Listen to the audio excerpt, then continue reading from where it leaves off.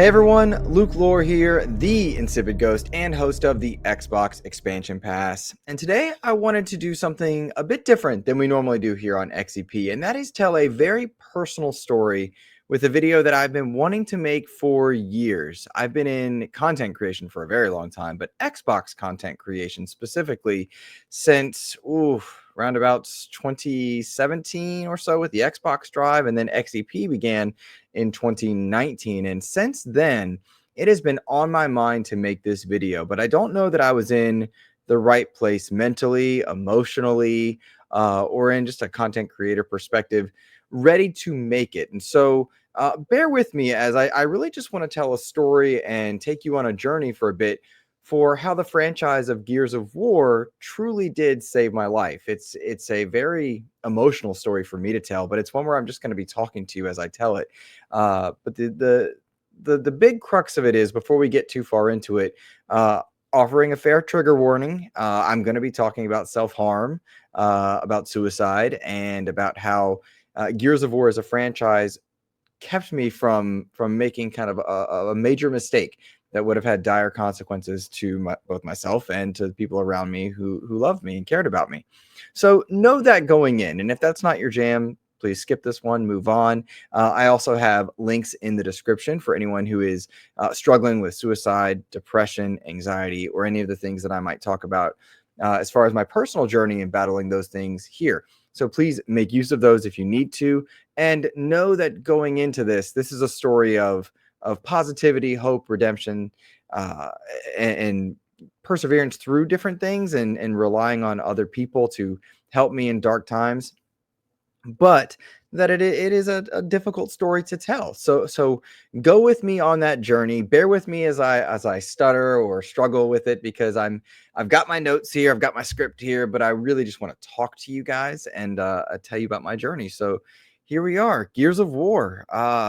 Gears of War is a franchise that is near and dear to my heart for a number of reasons. In 2006, I was in my, I want to say freshman or sophomore, probably sophomore year of college, and I saw trailers on IGN for a game called Gears of War and something called an Xbox 360. Xbox 360 was brand new. All I knew about it at the time was that it was overheating in Best Buys and that Dead Rising was a game on there.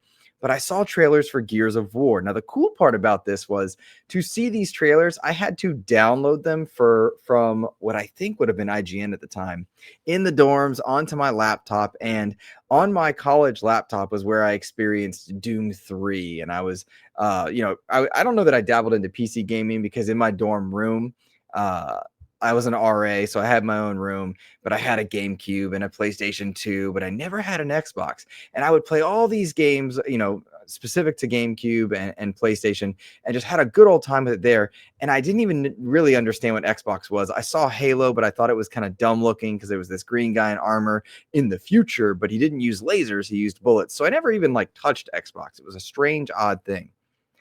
But I saw Gears of War in this trailer that I downloaded from IGN. At least I think it was IGN at the time. And man, oh man, I was taken away by just how cool and amazing this game looked. This was art incarnate. This was the Mad World trailer that just blew up. To hear these piano notes and then see this big brutish guy in this super cool armor running away from a monster, it was special and it was awesome. And I all I could think of was, I have to have this. How do I do it? I was not the type of college kid to call mom and dad for money, because they were already subsidizing and helping me there. I was working as an RA to pay for room and board. And my parents were very supportive and lovely. And truly, they're continue to be supportive and lovely people throughout my entire life. I have fantastic parents. But I didn't want to call home and be like, Mom, I want to buy an Xbox 360, because that wouldn't have flied. Or flew. I had good grades, not great grades. You know what I'm saying? We didn't have the money to be doing that. So I did what any good college kid would do. I saw this Xbox 360. I saw how much it was. I needed to raise money. So I did two things. I started raking leaves for professors and working for professors that had money, obviously, and needed help around the yard kind of thing. So I was working and raking leaves, and I was selling plasma. I found a local place in town that would pay for plasma. And so I sold plasma and raked leaves until I had enough money to scrounge together for an Xbox 360 off of not the Facebook marketplace, but like an equivalent at the time for my college. So I found an Xbox 360, someone selling an Xbox 360, and uh, got that. And I was able to afford 2 games, GRAW, Ghost Recon Advanced Warfighter, and Gears of War.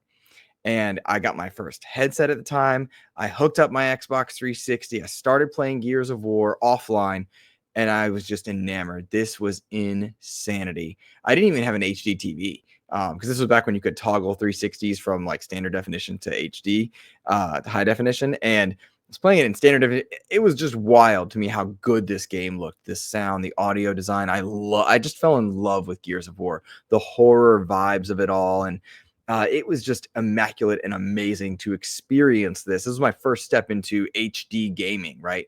I ended up getting, I don't know if I had an HD TV. I don't think I had an HD TV, but it still looked amazing in standard definition in my dorm room. It was so cool. And I was like, oh, I got my buddy Nick. Nick was a very good friend of mine at the time. We started playing co-op and split screen, and then we wanted to go online. But in order to go online with Gears of War in the dorms, you had to trick the school network into thinking that your Xbox was your laptop. So you had to match the DNS and something else. I don't understand. I don't even remember what it all was, but I had to like go in and manually change my DNS and all this other stuff to make the school network think that my console was my laptop. And so that's how we got online there. And I remember having a headset for the first time, those old Xbox 360 headsets. So they didn't get the arcade edition or whatever. Popped that on, tried to talk to people, could not figure out if it was working or not. Ended up inviting random people to chat. So weird. Trying to see if my headset worked. And then I got on some dude who's like, hey. And I was like, hey, are we playing Gears? He goes, I'm playing Gears. You're playing Gears? I was like, yes. He goes, I was like, all right, man, well, I'm going to go up to the clock tower and do this. And he's like, we're not in the same game. And I was like, oh boy. Because this was my first foray into console network gaming. It was the coolest thing, but like I was so strangely new to it. It was so new to me. But from there, my 360, and then I did kind of the same thing, rake leaves and sell plasma to get a Wii also. Stood out for the midnight launch of that one.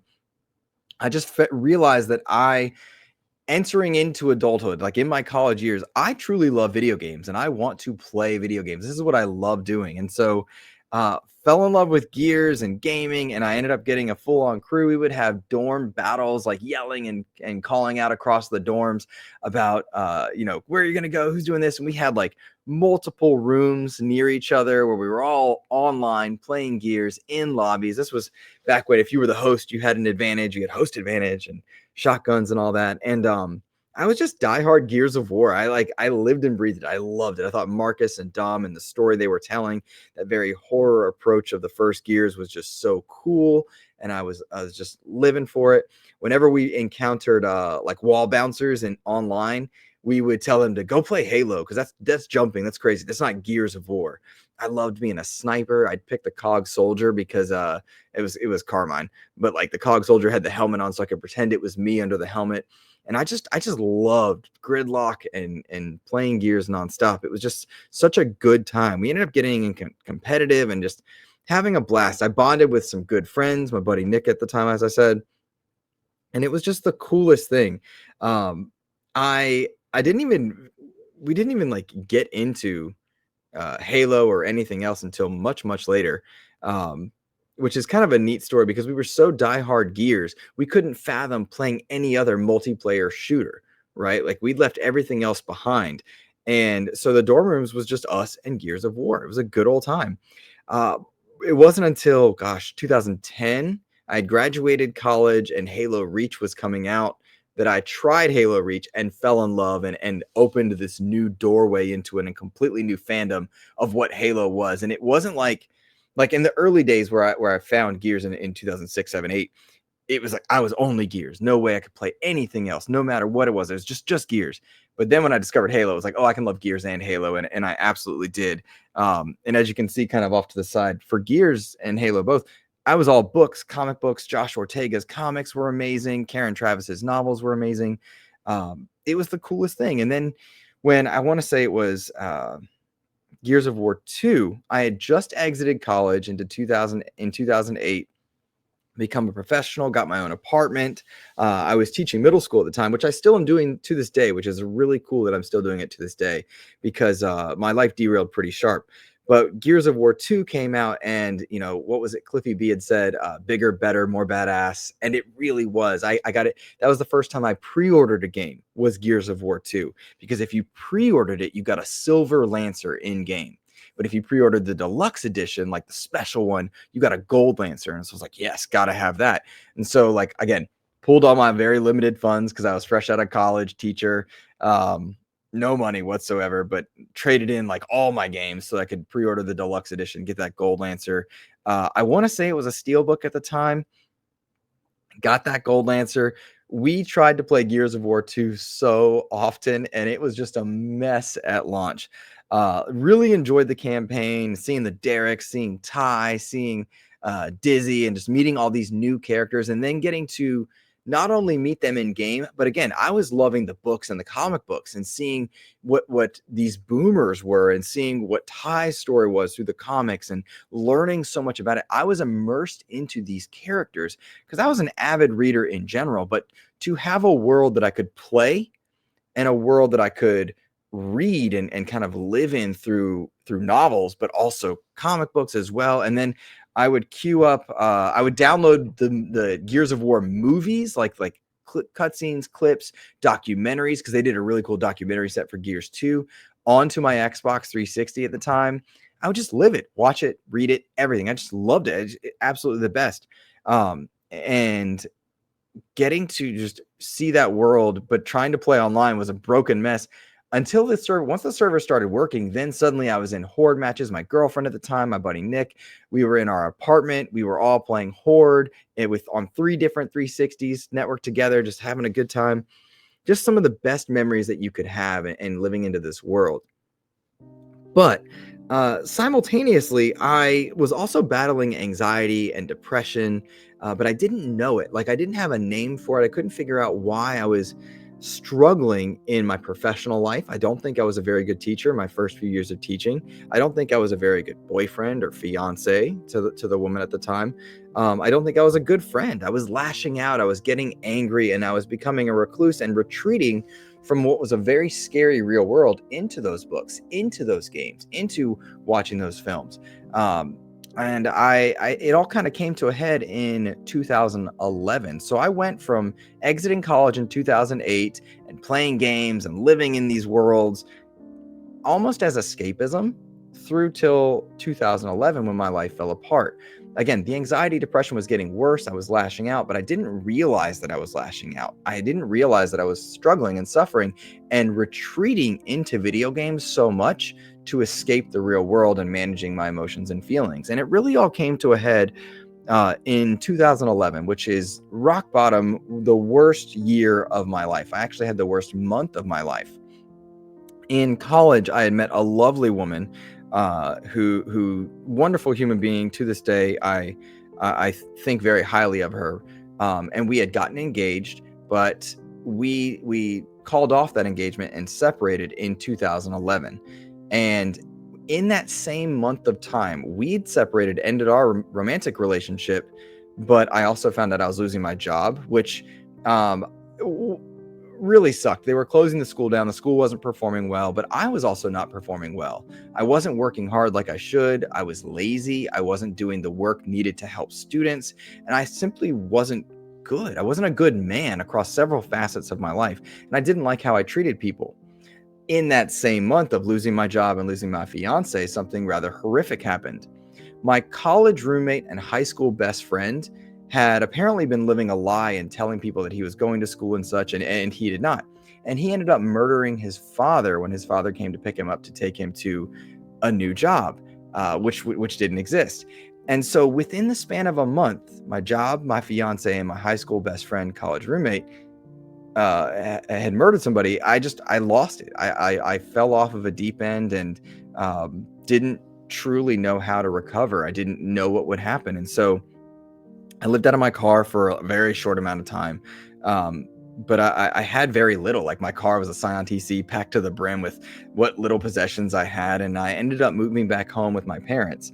They did not know, and probably don't know to this day, that I lived out of my car for a little bit. But I couldn't do it. Everything had fallen apart. I had been shattered. I'd gone from being very successful in college after having like a troubled like schooling as a kid through high school, going to college, being successful, graduating, getting a job right out of college, being engaged to a lovely woman, having good friendships, getting my black belt, and being quite successful in so many things. And then it all just fell apart and collapsed out from under me. And I think one could argue it collapsed out from under me rightfully. Like again, I'm not happy with how I was treating people at the time. And it took me years to figure out how to do that properly. And it took actually my wife now, just a wonderful human being, help me be better. But I fell apart. I moved back home with my parents. I had lost my job teaching, which was devastating to me. My mother is a teacher, and now my brother is too, which is very cool. So we have it's cool family legacy going back several generations actually of us teaching. But I lost it all and didn't know what to do, and fell into a very dark place in 2011. And it was a true struggle. I was a broken eggshell of a man held together by Scotch tape and the kindness and generosity that was undeserved, truly, of all these people that surrounded me with love when I don't think I deserved it. I don't like how I treated people, friends, family. Just, I talk about lashing out, but I think that's a big sticking point for me, is I didn't know how to manage the emotions, the depression, the anxiety that I was constantly feeling, and only in hindsight realize I was feeling. And so I was retreating into video games and retreating into books and hiding from the world. And I'm turning my page here on my paper because I'm just scrolling through. Like desperation, defeat, moved back home with my parents, and they tried to hold me together, and I had to basically make decisions. In order to get my teaching license back, I would have to go back to college and recertify with some classes due to a loophole law that existed at the time. Because I was not fired. They shut the school down and they didn't rehire me, but I was in a renewal year for a contract. It was very strange. But I was not proud of who I was. I wasn't proud of who I could be. And I began to spiral into self-hate, animosity, and sadness. And so when I wasn't going back to school, which I had to drive an hour and a half to get to school twice a week, I was at home on my 360. I was searching for jobs and not able to find one because I was essentially, like, the job market at the time wasn't great, and I hadn't been returned back to my previous job. So I didn't have like clout or a good resume to stand on. And so this spiral of self-hate and self-loathing began to get worse and worse. And I used gaming as a respite. I used it as an escapism, but things got very dark. And I think at my lowest point was when, and again, this is the trigger warning for everybody, the self-harm made a return. I'd made some cutting in college and such, which was bad. And as men, we don't often talk about that when it comes to mental health, but it made a return in a bad way, to the point where I kind of just made the decision, like, I want to die. I want to go. It's time for me to leave. I'm not accomplished. I have failed in everything that I have tried in, which was how I felt, but not the actuality. But in big picture, it truly felt like I had failed at everything, and it was time to go. And I made the plan to end my life. I held the gun in my hand and I looked at it, and this weird thing, you lose rationality in these moments. You lose clarity. You forget the very obvious things of people that love you and people that don't want you to be gone. And even if you feel like you have no one, there is someone that cares, right? But I wasn't thinking rationally, and I wasn't thinking about those people. Very selfishly, I was thinking of myself and how I didn't want to go on. And then very selfishly, all I could think about, and this was in summer of 2011, maybe a little bit later in the summer, all I could think about was that Gears of War 3 was on the horizon. That was coming out on September 20th, 2011. And if I made the choice to end my life, then I would not know what happened to Marcus and Dom, because Gears of War 2 ended in just the wildest, craziest of ways. Cliffy and his team just crafted this narrative that, like, what is going to happen to those that are in Jacinto, that were in Jacinto when they blew up the light mass bombs? What happens to everybody at the end of Gears 2? What's going to happen to Marcus and Dom? Maria's gone. Is Dom going to be okay? What's going to happen? What's going to happen with Baird? who plays a pivotal role in my own journey as well, which I'll share in a moment. I didn't know what was going to happen to them. And if I took my own life, I wouldn't find out. And so for some reason, this was what I clung to. I needed to know what would happen to Dom and Marcus and Baird and I just needed to know. I had to know, because like if I didn't, then I don't know. There was, again, no rational thoughts to the things that would happen. And so amidst everything, I searched for that to be my answer. And so I made a decision that I would wait until September 20th, 2011, and then I would get Gears of War 3, find out what happens to conclude the Gears trilogy, and then I would move on. I would be done. I would exit this world. That was my plan. And so I was this strange husk of a man. Truly, I had lost 25 pounds. I was probably about 20 pounds underweight from where I should have been. And I just looked sad. I looked defeated. I was constantly weak. I was a very small man. Not in like stature, though. I'm not a big person, but small, like in presence. I was weak and defeated, and I was timid everywhere I went. And again, that lashing out, not knowing how to treat people because I didn't like myself. I didn't like people. I decided I would go to the midnight launch I think I won't say 25. I was 25 years old. I would go to the midnight launch for Gears of War 3 at the GameStop that I grew up going to. And that would just, I don't know why. I didn't have any friends. I didn't have anybody else. Why not? I'll just go to this thing. And so I went to the midnight launch for Gears of War 3 at my local GameStop. And the manager, his name was Big T. I don't know. There's not a ton of us there. Midnight launches were still a thing. And there were a lot of people there, but like I was probably off in a corner looking sad or whatnot. We struck up a conversation, and in it, I talked about my love for Gears of War and how I did the nerdy thing that people do. It was like, well, in the books, see, this happens. And then Karen Travis is writing this, and this is what's going on with Marcus. And he was just like, yeah, that's cool. But it must have come up that I was unemployed and struggling to find a job, struggling to make ends meet, living with my parents and unhappy. And he said to me, I don't remember his words. I only remember the event, as it were. He said, look, Luke, we have a GameStop job fair tomorrow. Why don't you come out to that? I was like, okay, like, all right, I guess. I don't know. And I would kind of like dance around, and he's like, no, I expect to see you there. So, mouthful of cheap, nasty pizza and talking about Gears of War, waiting for Gears 3. And I didn't even get the special edition because I couldn't afford it. I think I'd scrounged together my last dollars to get like the most basic edition of Gears 3. Took my pre-order copy. It was probably 12:30 when I was out of the store, and said, all right, I guess. And he said, no, I expect to see you there.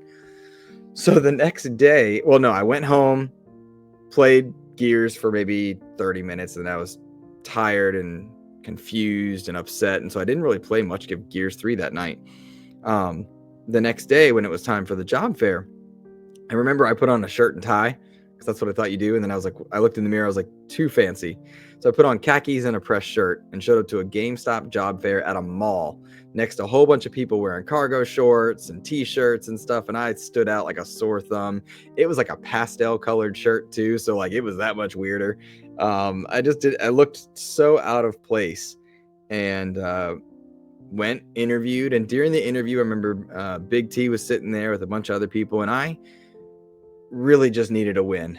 Like I needed a win. And so I talked to them about how I would sell video games to people as a clerk, and how I could sell the difference between, I sell to some people what a Rocksteady game would be instead of a Rockstar game, if that's what they were interested. If they wanted, this, you want a Rocksteady game, let's get you that. Let's get you that Batman. If you want this, then you need a Rockstar game. Have you tried Red Dead Redemption? Have you tried this? And ended up getting offered like a low-level management position, not even an assistant manager at the time. I forget what it was called, SGA or something like that. And sent to a mall GameStop about 40 minutes from my house. Not ideal, but a job. Not even good money, but a job. And I could go home and tell my parents, I have a job. I got something. Like I can't financially contribute yet, but like I got something, guys. I'm not a failure. That's all I could think of was I'm not a failure. And so I staved off harming myself because like I had a light, something to work for, something to work to. And so that plan stayed on hold for a while. And I just kept saying, wait. I did play through Gears 3, just for the record. I played through Gears 3. I loved it. I couldn't believe some of the directions they went, both in gameplay, and I didn't understand how they could take the story from what that horror version of Gears was to this massive tale that they told. But it stopped me from making a bad mistake. Flash forward to where I go to this new GameStop, because the story's not over. That's the crazy part. To this GameStop where I meet the assistant manager. I meet everybody there, but I meet the team, whatnot. And the assistant manager, I see this man. And like, I instantly knew this guy was going to be my friend. Like, sometimes you just have those moments. Instantly knew that this guy was going to be my friend. His name was Kevin. And to this day, he is my best friend. He was a diehard Battlefield fan. He wasn't a big Call of Duty guy. He loved Battlefield. His first words to me were, "Are you going to go above and beyond the call?" And I was like, I don't know what that means. Because I was still broken. I was still shattered, and I felt small in presence. And I was just glad to be stocking games on shelves. Like, I went from being a professional, teaching kids and having a job and a rent and paying all my bills and having insurance, to having nothing, living with my parents, and just glad to stock shelves. So I was still very weak and small, but it was the beginning of this like slow rebirth period for me to go back to what was special. And I remember having conversations with Kevin about how much I loved Gears of War and Halo. And he was like, "Gears sucks. Halo's awesome though. It's all right." And like, we would argue about it. We would genuinely argue about like, what was good and whatnot. But I worked my way up in GameStop for the next 2 years. I worked at GameStop for 1.5 to 2 years, somewhere in there, while trying to be a journalist simultaneously, which is a different story. But in that time working at GameStop, a lot of things happened. I ended up becoming an assistant manager, which was great, but I still wasn't happy. I did get recertified to be a teacher and get my career, I guess you would say, possibly getting back on track, right? I would have to take a teaching job. You know what? Let me back up for a moment. I'm still at GameStop here. This is around 2013 when Gears of War Judgment was going to be a thing. So again, Gears of War 3 was 2011, September 20th, 2011. And Gears of War Judgment was going to be the last Gears of War game on the Xbox 360 before the next console, whatever that was going to be. And so Gears of War Judgment was a thing. Epic Games. I'm living in Raleigh, North Carolina. Epic Games is in Cary, North Carolina, very close by. And they sent this thing out to any managers and assistant managers that if you enjoy Gears of War, put your name in a pool. We might invite you to come to Epic Games to play this, right? This was before a lot of online betas and before sending out codes to try things. You had to be close by, local places. My name got picked. And for the kid who was going to kill himself to get to go to Epic Games and play the next Gears of War was a very big deal. Like, it was huge for me.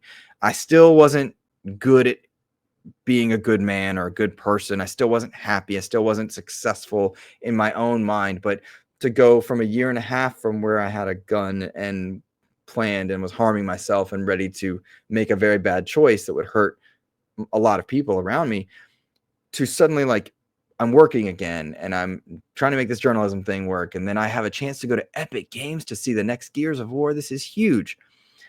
And so I had hope, right? And you cling to these things. I did get to go to Epic Games. I did get picked, and I got to go and see what Gears of War Judgment was all about. And it was all about Baird as a character. Now, everybody has their favorite member of Delta and their favorite Gears characters and such. But for me, Baird was the blonde-haired, blue-eyed one, which, for me kind of matched up, right? But Baird was an asshole. Baird was a jerk. Baird was rude. He was not good to people. He was smart. He was a smart aleck, right? And I'd always struggled with both of those things, intelligence as well as being rude about that intelligence or looking down on people. And this sounds such a strange thing, but gaming and stories, they have a way of connecting with you when you need them to. To see Baird in Gears of War Judgment struggling with what the right things to do were, struggling with understanding, like, intellectually things that other people didn't, but also struggling with how to treat people, what to do, how to do right by people, be a good person, fit in with a team, be a good teammate, team member. That was so much me. Luke Lore did not know how to talk to people politely. Luke Lore did not know how to be nice to people, to keep his ego in check, to not know how to be a team member. And it cost me dearly. All of these wonderful things that I talked about that I lost: my job, my fiance, my friendships. I had exited all of my friendships from that stage of my life where I'd exited college and was so happy, or thought I was happy. I lost everything. And so kind of seeing Baird run a similar trajectory with his life, I somehow latched onto it. And walking around Epic Games and seeing these things signed by the Epic team at the time, and seeing the People Can Fly was kind of helping with it, Bulletstorm, that kind of stuff. But seeing this character run a parallel trajectory to what I felt, again, gave me hope. And I don't know why this makes sense, but it did. If Baird can do it, I can do it. If Dom could get through losing his wife, I can get through it. If Marcus can get through all of the loss and pain he had through Gears of War 3 and with Anya and in the original Gears, then I can do it. You know, it's just, I just needed something to latch onto. If they can do it, I can do it, right? And that's what I did, right? I was like, okay, I'm gonna do this. I'm gonna get my life back on track. After visiting Epic Games, we ended up getting free copies of Gears Judgment, which was really cool, and I really did love it. And that game means a lot to me, even though it's kind of the black sheep of the Gears of War franchise, and it's unique in that it's not a numbered sequel. It linked up very well with all of these books and all of these stories, and turns out, quite interestingly, having the opportunity years later to interview Cliff Bleszinski, the creator of Gears of War, and a number of other cool things. There are a lot of parallels in his life and mine, which were interesting. Also, it's kind of just neat. Maybe life imitates art and such. But I ended up not going back to my original plan of self-harm, and I think 2 or 3 months after exiting that Gears of War Judgment phase, I got a job teaching. I had to move not far away. I'm sorry. I had to move like an hour or two away from where I was, farther from my parents than I expected to be, move away from the job where I expected to be, and to a place where I was not thrilled to go. In fact, I cried the entire way to this new home that I would live in, this new city I would live in order to be a teacher. But I had gotten my teaching license back. I was going back to a new career to teach at this new school, and I was essentially restarting my life at 27 or 28. A year after arriving in this place, I entered a relationship with the woman who is now my wife, which is incredible. We have a house here. I've been teaching here for over a decade now, which is wonderful. I have roots here. I'm the happiest I've ever been. My wife is beautiful and wonderful. But Gears is kind of maintained throughout. There was a difficult period in those early years of like arriving to my new home, where it was 2015. The Xbox was in the Xbox One phase, and they launched Gears of War Ultimate Edition, which was dope, right? Like to remake that and play through that old horror style one, really cool. But it was on the struggling Xbox One.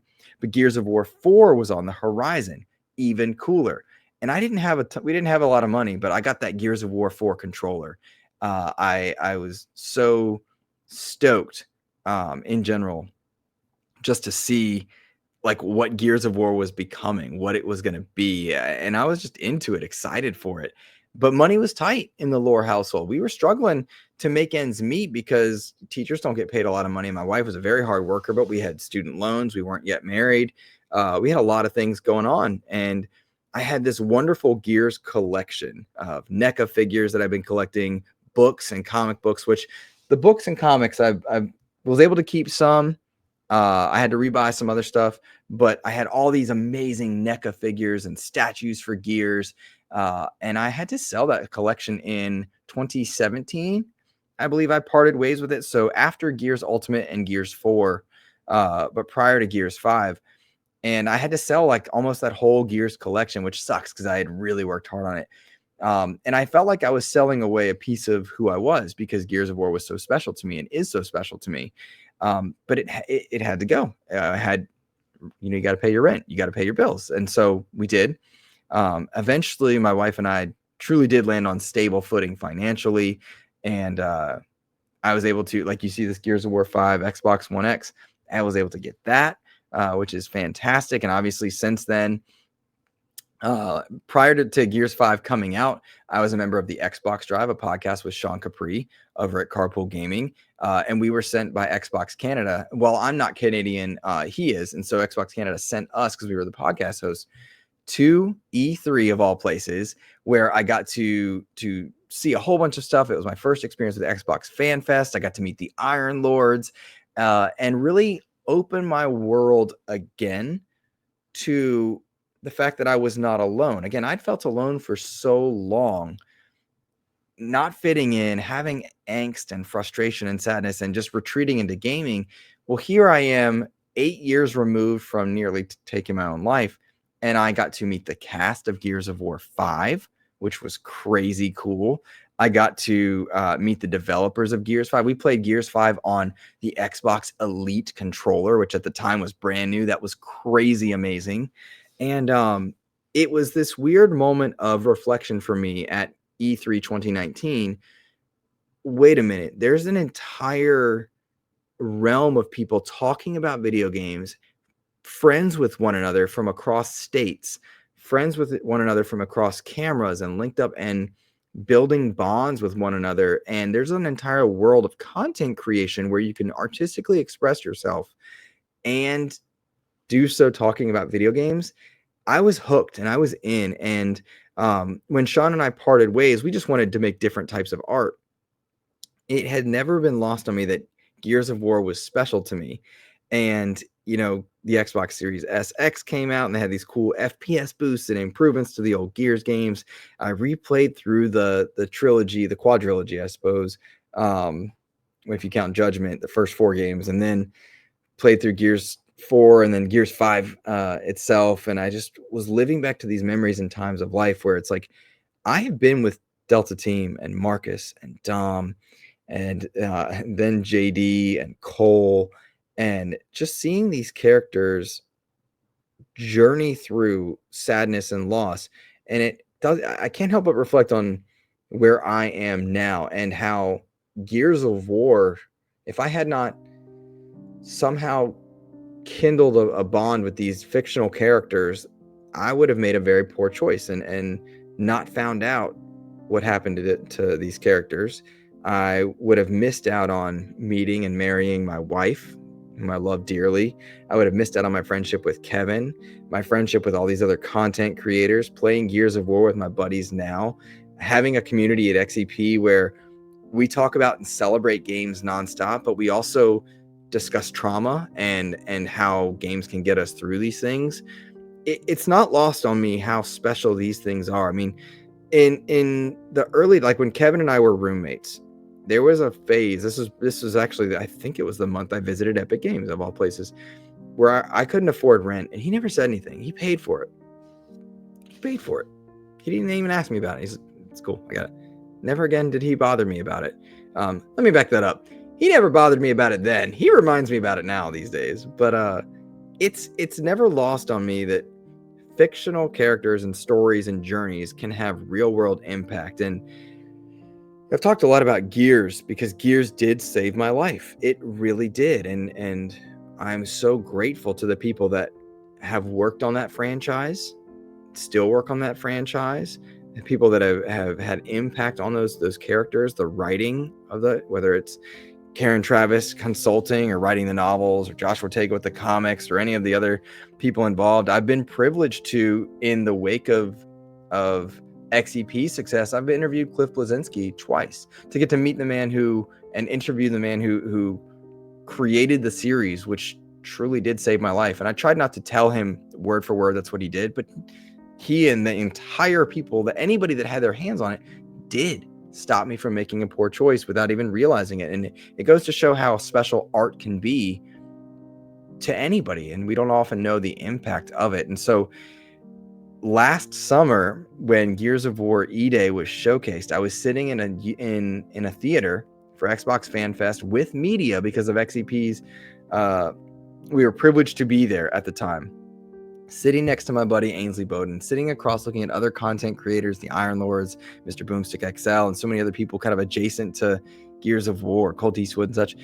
And when that E-Day trailer popped and it went on there, the whole crowd started cheering. I recognized the symbol on TV, the heart in a heartbeat, but I couldn't hear it. I wear these things in my ears to help with noise a lot and kind of reducing noise.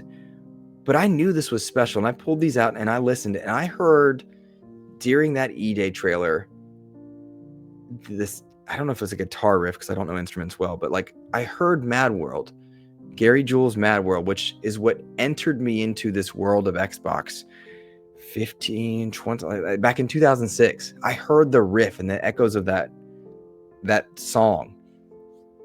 And without a doubt, all the flood of emotions of the last 15 plus years just came back to me from Gears 1 to in the horror world of Gears 1 and the torque bow and going in gridlock and just loving it. And then bigger, better, more badass with Gears 2. And then the heartbreak and trauma of not wanting to not know what happened to these characters, of almost ending my own life and making that choice. And then finding out what happens to those characters and Adam Phoenix and then Anya and Dom and Marcus and what they're doing.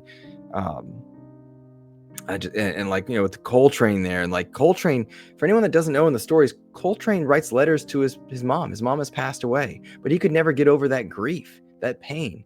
And like that stuck out to me. I should have said this earlier in the video. Like that stuck out to me, that Cole wrote letters to his dead mom because he missed her. That's what people would do. They'd talk to me if I wasn't there. I didn't want to do that to anybody, seeing the pain that Coltrane went through. And, you know, the Gears team themselves, Delta team, they would try to help people. They would carry around ration packs and give them to stranded and be good people to one another. And in the course of Gears' growth as a franchise, I've grown to be a better man and learned how to treat people better. And I look back and I heard those guitar riffs of Mad World in that E-Day trailer. And I just think back and it's like, how much have I grown since? How much better have I tried to be since? How much has their journey impacted me? And it's not just Gears characters. There are others, but Gears stands out in my mind. And I am grateful to every single person who had their hands in what makes Gears of War special. And so whatever the future is for Gears, I'm grateful to the people that work on it, the people that have their hands in creating it. And I'm also grateful to everybody that makes art and makes art that has helped people, and to all of those people who have been in a place similar to me, because there have got to be millions of us at this point who have thought about making a poor choice or are making poor choices and are struggling with self-harm and depression and anxiety and managing those emotions. And if that's you, I can promise you there are people that love and care even when we don't realize it. And I can promise you that there are ways to help. There are outlets, there are places to go, there are resources out there. And in my job now, I get to counsel and work with a lot of people, and I draw on a lot of these experiences. And so I will ask and beg and plead for anyone that struggles to know how important it is that your presence be felt in the world, and to know that there are better things that await and that good things can happen. There are so much more to this story I feel like I've not touched on, but at its core, I just want to thank everybody who, one, if you sat through a 45-minute video, you're awesome. Thank you.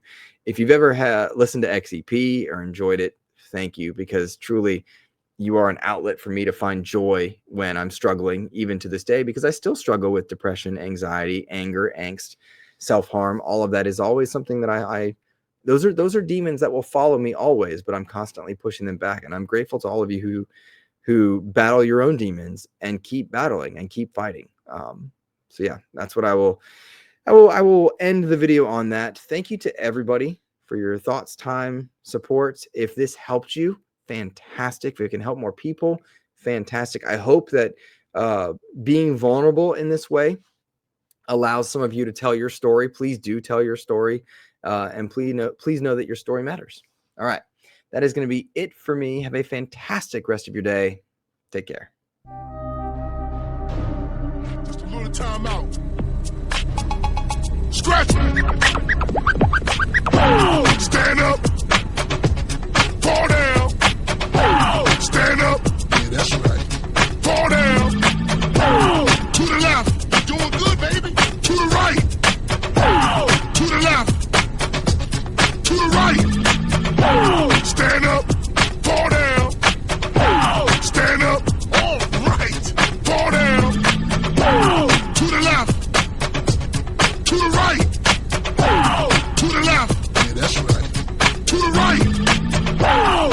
up, ladies? Gonna freak you on.